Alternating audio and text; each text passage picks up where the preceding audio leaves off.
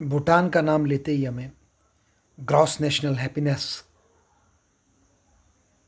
का आइडिया आता है कि जीडीपी की जगह लोगों की खुशी महत्वपूर्ण है। भूटान हमें एक पीसफुल देश के रूप में, एक सस्टेनेबल डेवलपमेंट के मॉडल के रूप में, साउथ एशिया के देश के रूप में उभरता आता है। परंतु भूटान के इतिहास में कुछ ऐसा छिपा है जिसका ज्ञान साउथ एशिया के स्टूडेंट्स को होना चाहिए। 2007 में भूटान की मोनार्की खुद ही इनिशिएटिव लेकर के भूटान को डेमोक्रेसी में ट्रांसफॉर्म करती है। चुनाव होते हैं और 2011-12 आते आते भूटान में प्रत्येक इंस्टीट्यूशन जो है डेमोक्रेटिकली इलेक्टेड हो जाता है। तो आज लगभग भूटान की डेमोक्रेसी को 10-12 साल हो चुके हैं सक्सेसफुली काम करते हुए। परंतु एक ऐसी चीज़ है जिसके बारे में पता होना चाहिए। भूटान में लोत्सेम्पा नाम से नेपाली मूल के लोग रहते थे। ये लोग बेसिकली सदर्न भूटान में कृषि करने के लिए, खेती बाड़ी करने के लिए और हार्ड वर्क करने के लिए अंग्रेज़ों ने इन्हें वहाँ पर लाकर बसाया।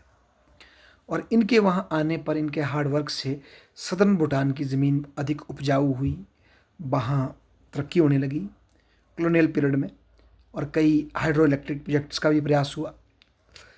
पर जब अंग्रेज़ चले गए तो ग्रेजुअली भूटान में एक ही सोच पैदा हुई, जो भूटान के पहले के मूल निवासी थे उनके अंदर, जो बुद्धिस्ट थे मूलतः, कि भाई ये लोग नेपाल से आकर अब यहाँ बस गए, अब यहाँ के स्थायी निवासी बन रहे हैं, तो ग्रेजुअली हमारा कल्चर विलुप्त हो जाएगा। और आज इनका आबादी में लगभग 25% या 30% उनका हिस्सा था।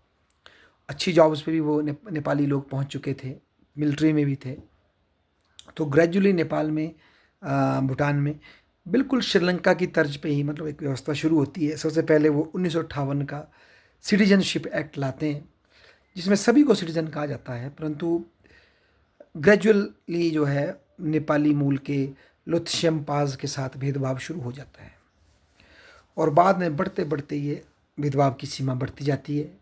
और एक दोबारा से वो सिटीजनशिप एक्ट 1985 के लगभग का लाते हैं, जिसके बाद तो फिर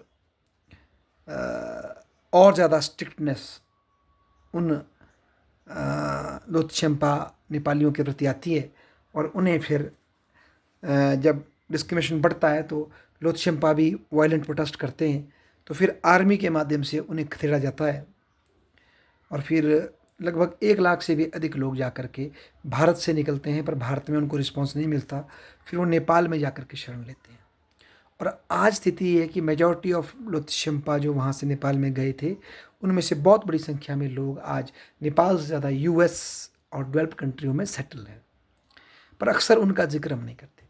और कुछ थोड़े से लोत्सेम्पा आज भी भारत और नेपाल में बचे हैं, और कुछ अब भी उम्मीद में है कि उन्हें वापस भूटान बुलाया जाएगा, उन्हें दोबारा अपनी मातृभूमि में जाने का मौका मिलेगा।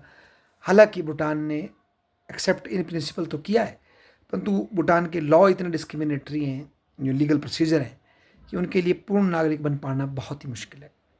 और अभी भी भूटान की आबादी में कुछ परसेंट लोत्सेम्पा बचे हुए हैं, जो कि हिंदू नेपाली हैं, पर वो भी अभी भी डिस्क्रिमिनेशन के शिकार हैं।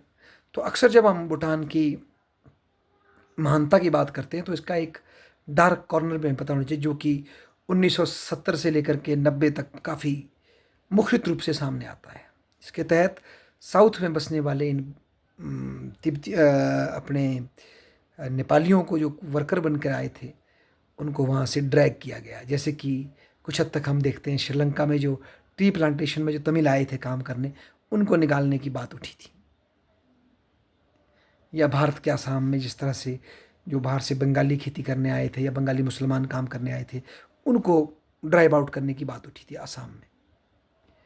ये कुछ कुछ उसी तरह का एक मतलब जो मुझे याद आ रही है उनकी थीसिस, भूमिपुत्र का सिद्धांत का कॉन्सेप्ट, जो एक विद्वान ने, अंग्रेज विद्वान ने दिया था, बिल्कुल उसी की तरह सन ऑफ द सॉइल्स की थियोरी जो है, बेसिकली मैं नाम बोल रहा हूँ उस विद्वान का, मायरन वीनर, उसी की तरह एक छाप इससे हमें दिखती है।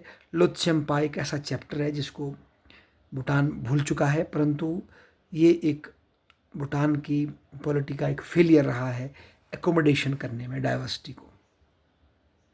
धन्यवाद।